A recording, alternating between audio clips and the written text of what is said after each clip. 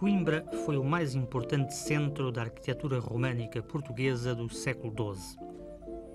A posição estratégica da cidade, com o Mondego a servir de fronteira entre o norte cristão e o sul islâmico, levou o nosso primeiro monarca, Dom Afonso Henriques, a estabelecer aqui a capital do reino. À cidade do Mondego afluíram, naturalmente, arquitetos e construtores que esperavam que o rei e os senhores laicos e eclesiásticos lhe entregassem as empreitadas das novas igrejas, muralhas, pontes e moradias que então mandavam edificar.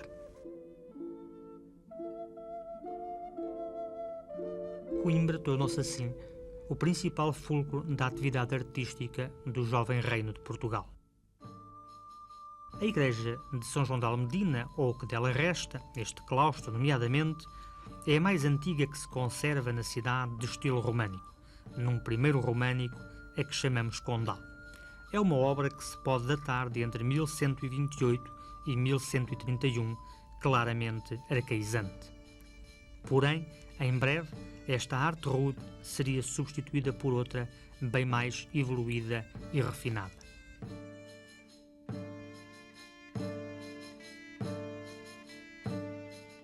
Outros templos, como São Pedro e São Cristóvão, desapareceram apenas havendo deles vestígios.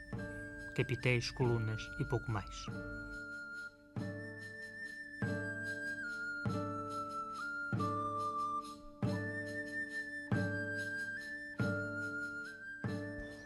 O edifício que temos por trás de nós, aqui embaixo, é certamente conhecido de todos. É a Sé Velha de Coimbra. É uma construção que marca o ponto mais alto da arquitetura românica portuguesa. Não foi o primeiro edifício construído em estilo românico, isso vimos-lo no programa anterior. Nem mesmo foi o primeiro edifício feito em Coimbra segundo uma nova estética que veio de terras estranhas, que veio de além Pirineus, através das rotas de peregrinação para Santiago de Compostela.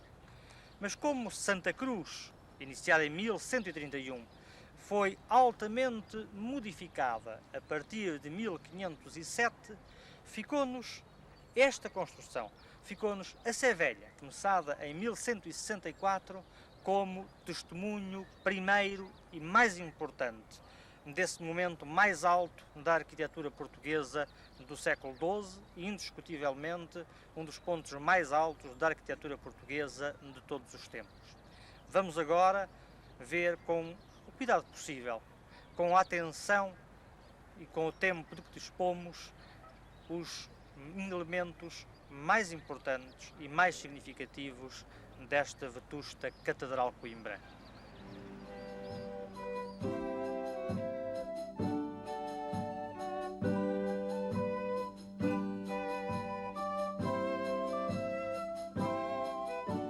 A Sé Velha é o principal testemunho da arquitetura românica coimbrã do período afonsino e, pelo seu nível e estado de conservação, um dos mais notáveis monumentos medievais existentes em Portugal. O edifício atual substituiu o que foi erigido na época do governo do Conde Dom Henrique.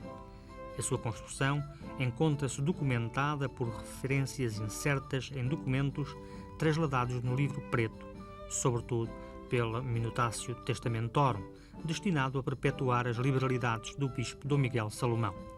Este viera do mosteiro de Santa Cruz para a Sé em 1162 e logo iniciou a construção do novo templo. O seu governo do bispado foi excepcionalmente benéfico, pois reorganizou a economia catedralícia e conseguiu grandes dotações, como as que fizeram Dom João Godezentes e sua mulher Dona Ximena. A vultuosa obra a que meteu ombros devia estar praticamente concluída em 1184, data do núcleo do primitivo altar que foi encontrado e reposto no seu lugar. No documento citado, declaram-se os nomes dos mestres construtores e das pagas que receberam de Dom Miguel Salomão. Sabemos assim que foi um de nome Bernardo quem dirigiu as obras durante 10 anos, tendo sido substituído, quando da sua morte, por outro chamado Soeiro. Entretanto, deslocou-se 4 vezes a Coimbra, vindo de Lisboa, um tal mestre Roberto, para inspecionar as obras e dirigir a construção das partes principais, como aconteceu quando se levantou o portal.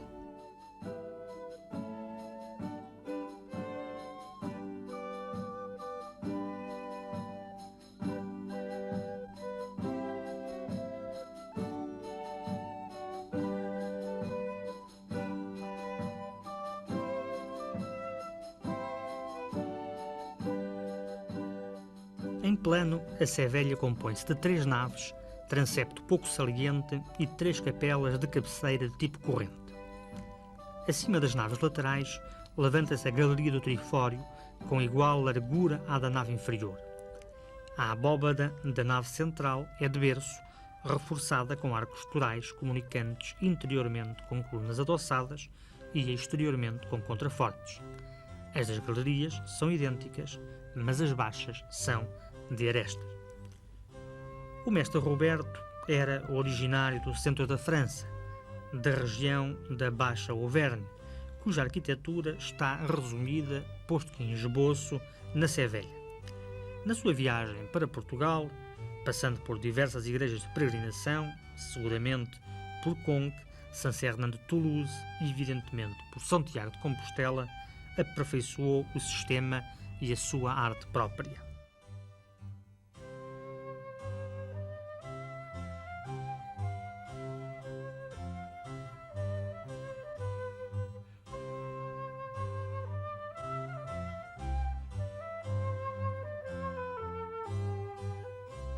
A ornamentação dos capitéis, porém, não se liga à daquela zona francesa, à Basse-Auvergne, mas tem afinidades com os das primeiras épocas de construção do claustro do mosteiro burgalês de São Domingos de Silos. Seguramente, alguns canteiros decoradores aí formados juntaram-se à companhia de construtores de Mestre Roberto no caminho de Santiago, certamente em alguma das andaduras das rotas compostelenses. Resumidamente, podemos dizer que este arquiteto chegou a Coimbra cerca do ano de 1131, iniciando nessa altura a construção do Mosteiro de Santa Cruz por encomenda régia, bem como a desaparecida ponte sobre o Mondego.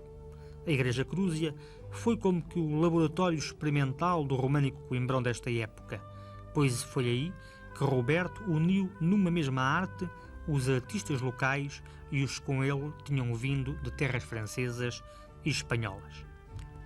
A chegada a Coimbra destes construtores e decoradores estrangeiros, portadores de uma arte mais evoluída que a local, fez desaparecer o tradicional românico que se tinha manifestado na época dos condes e que igualmente era de origem estranha, nomeadamente o do tipo da igreja de São João de Almedina, de que antes vimos o que restava do seu claustro.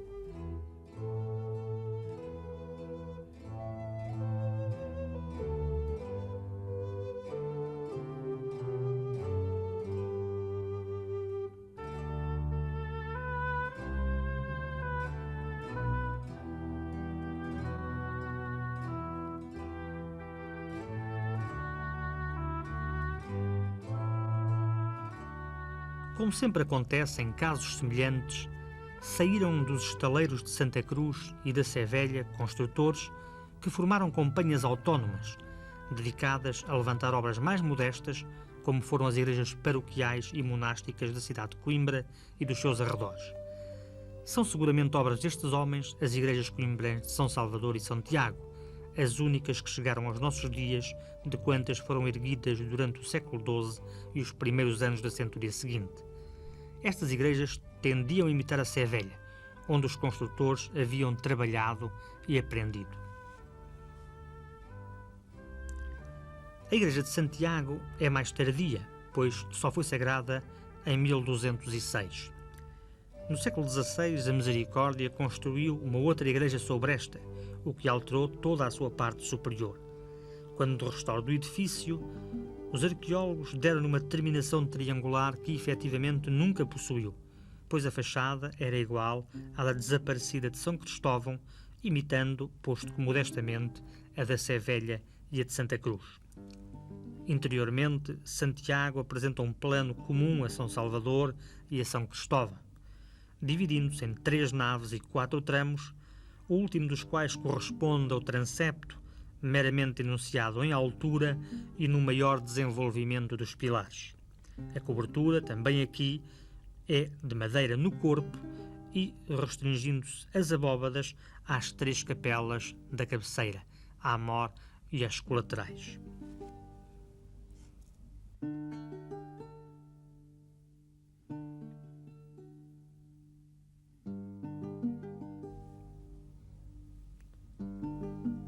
Na decoração de São Tiago de Coimbra, notam-se, por um lado, a tradição local, a que vinha desde a Sé Velha, e elementos novos, elementos que brotavam do gótico que, em alguns pontos do país, começava a ser praticado. É assim um momento híbrido, um momento que poderemos chamar de transição entre uma arte velha e uma arte nova.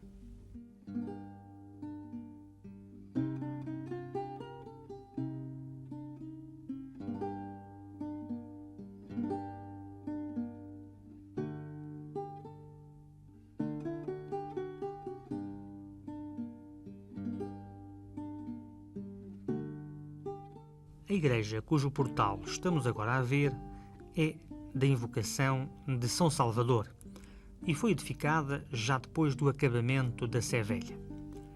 As remodelações que sofreu em épocas posteriores não permitem que hoje saibamos o aspecto da sua frontaria, embora seja lícito supor que era idêntico às que conhecemos. São Cristóvão, por desenho e gravura, e de Santiago, que ainda se conserva. Ao lado do portal há uma lápide comemorativa da sua ereção que afirma que o mesmo foi custeado no ano de 1179 por Estevão Martins. O interior é naturalmente idêntico ao das outras igrejas paroquiais da cidade de Coimbra. Amplo, de 3 naves, com cobertura de madeira e cabeceira tripla, agora modificada, mas que tinha inicialmente capela-mor e 2 colaterais, também abobadadas.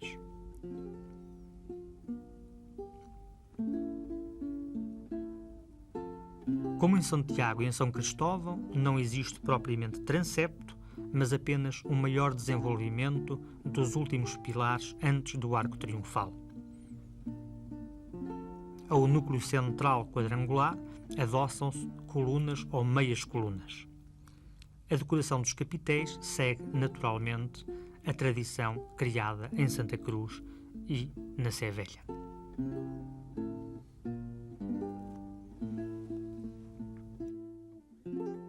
É indiscutível obra de um artista local formado nos grandes estaleiros, onde pontificou Mestre Roberto e também, naturalmente, Mestre Bernardo.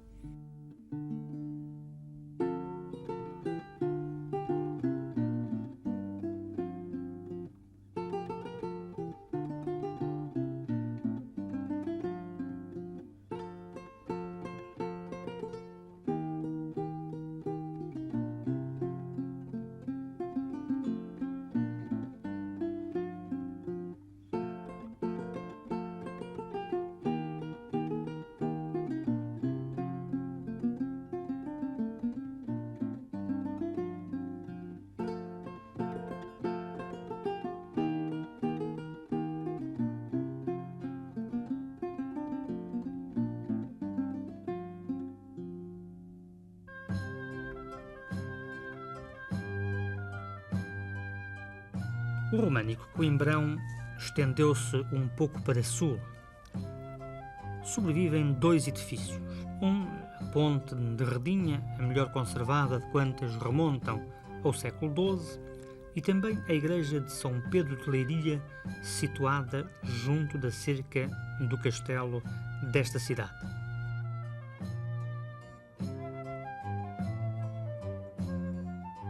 Esta igreja, a de São Pedro, deve ter sido edificada na última década do século XII, após a grande ofensiva muçulmana que destruiu tudo em redor do castelo.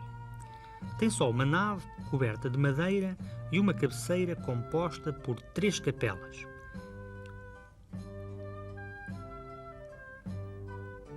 Ao analisarmos a sua decoração, vê-se que recebeu outras influências modestas, além das dos construtores secundários de Coimbra. Isto é, está ao mesmo nível das igrejas paroquiais de São Salvador, de São Cristóvão e de São Tiago da cidade do Mondego.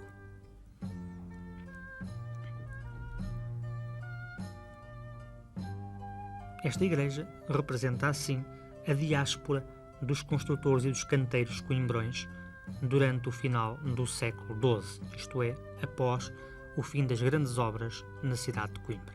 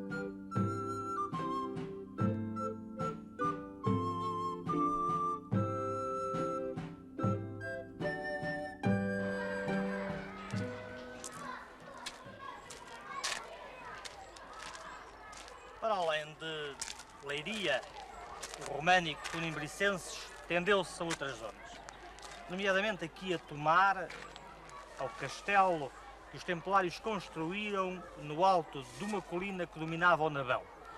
E temos aqui a parte mais antiga do castelo.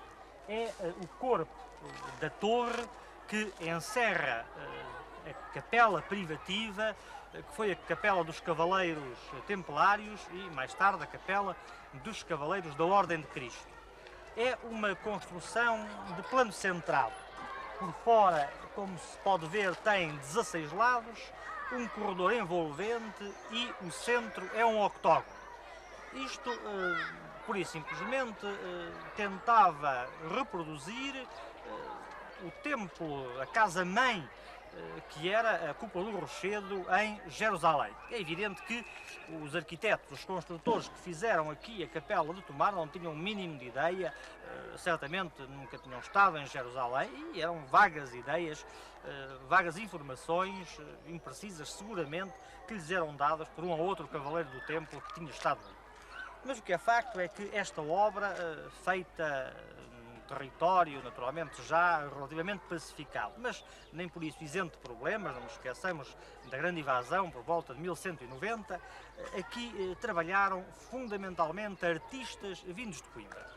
Homens que já tinham acabado a Sé Velha, talvez canteiros e decoradores da geração de Soeiro ou dos seus continuadores, transportaram-se para a Leiria, para a zona de Soure e, naturalmente, também para aqui, como depois veremos, no seu interior, onde deixaram uma marca impressiva, sobretudo no campo decorativo. Os capitéis, por exemplo, são rigorosamente idênticos aos tardios da Sé Velha, enfim, estão perfeitamente nessa linha evolutiva. Este castelo de Tomar, ou aquilo que ficou do núcleo primitivo, que servia simultaneamente de capela e de torre defensiva, é indiscutivelmente a extensão mais a sul do românico coimbrão, nascido em Santa Cruz e que atinge o seu ponto alto na Sé Velha.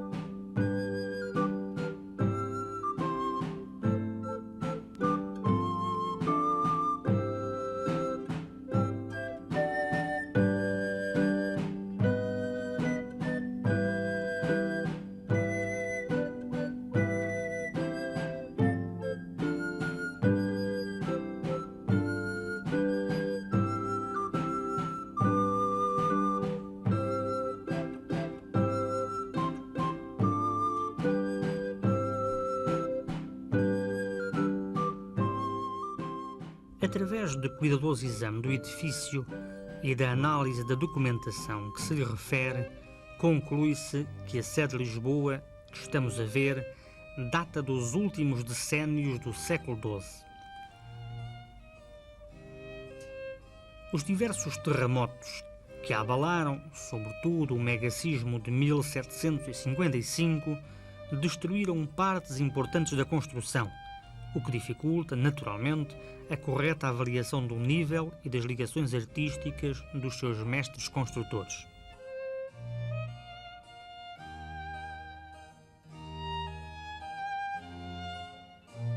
A nível da estrutura, podemos assinalar que a frontaria apresenta lateralmente duas fortes torres ligadas por um corpo mais baixo e aberto para o exterior. Foi muito remodelado nos séculos seguintes à sua inicial construção.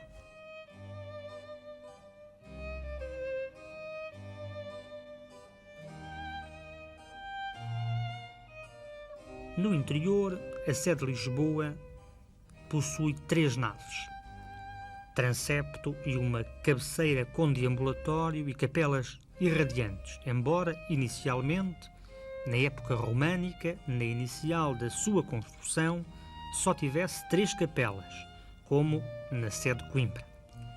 Acima das naves laterais há uma galeria de passagem incluída na espessura das paredes e com arcos baixos.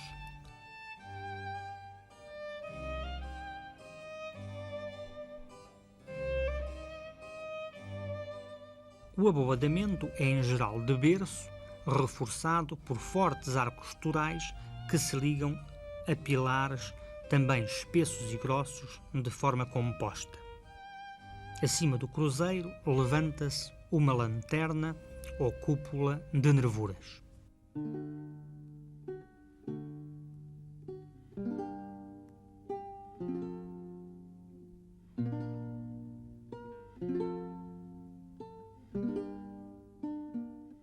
Embora o arquiteto Roberto, que anos antes introduzira o românico francês em Coimbra, tivesse vindo residir para a cidade do Tejo, aí por volta de 1147, acompanhando o rei português, nada existe nesta sé que revele diretamente a sua arte, embora há alguns elementos, como a forma e soluções arquitetónicas do transepto, possam ter sido inspirados nos equivalentes da Catedral Coimbrã. No entanto, não se pode, de forma alguma, atribuir ao arquiteto da Basse-Auvergne, que um dia rumou à Península e particularmente a Santiago de Compostela, a autoria do plano da Sé Lisboeta. As diferenças entre a Sé Velha de Coimbra e a Catedral de Lisboa são mais que suficientes para negar tal hipótese. Temos de entregar assim a um homem hábil, a um arquiteto evoluído, conhecedor do românico europeu, mas distinto certamente do mestre Roberto que trabalhou na sede de Coimbra.